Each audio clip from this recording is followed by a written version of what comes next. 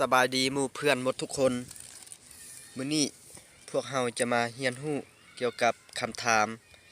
ที่พวกเฮานิยมใส่ในชีวิตประจำวันหลายที่สุดเฮามาเริ่มประโยคทำอิฐกันเลย 1. What are you doing What are you doing แปลว่าเจ้ากำลังเฮ็ดหยังอยู่ประโยคต่อไป Where are you going Where are you going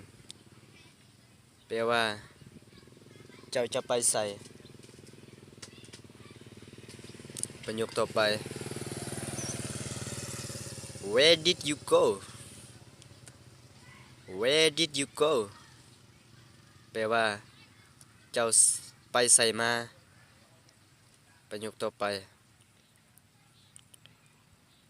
Where have you gone Where have you gone แปลว่าเจ้าหายไปไสมาประโยคต่อไป Have you eaten yet Have you eaten yet แปลว่าเจ้ากินข้าวแล้วหรือยังประโยคต่อไป What do you cook What do you cook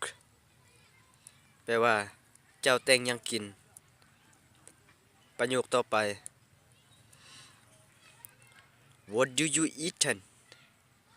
What do you eaten แปลว่าเจ้ากินข้าวเจ้ากินหยังเนาะหรือว่ากินข้าวกับหยังนั่นเองประโยคต่อไป Have you awakened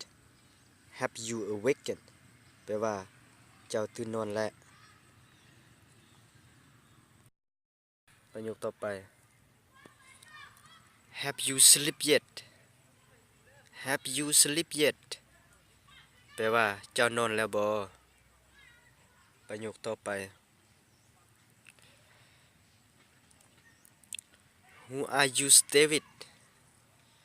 Who are you stay with แปลว่าเจ้าอยู่นำไผประโยคต่อไป What's wrong What's wrong แปลว่าเกิดหยังขึ้น What's wrong แปลว่าเกิดหยังขึ้นเนาะประโยคต่อไป What's up What's up แปลว่าเป็นจังได๋หรือว่าจังได๋แบบอันเฮาทักทายกันเนาะประโยคต่อไป What's matter What's matter แปลว่ามีหยังบ่แบบจะเว้านำหมู่นำครูเนาะประโยคต่อไป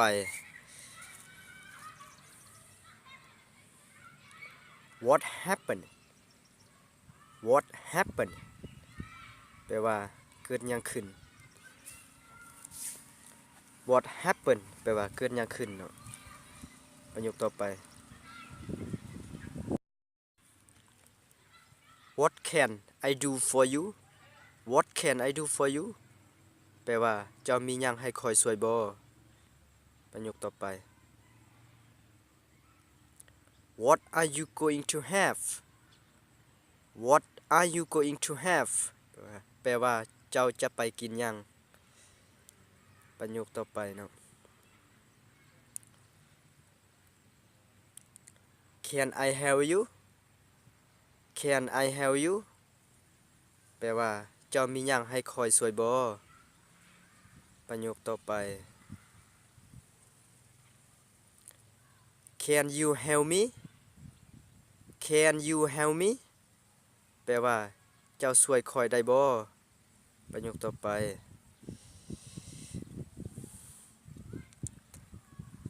Can you do me favor Can you do me favor แปลว่าเจ้าสามารถช่วยหยังคอยได้บ่ประโยคต่อไป How many money do you have How many money do you have แปลว่าเจ้ามีเงินหลายปานใดเอาสำหรับคลิปนี้แม่นหมดสำนี้เนาะไว้พบกันในคลิปหน้าขอขอบใจหมู่เพื่อนหมดทุกคนที่ รับชมและรับฟังคลิปของเราจนจบ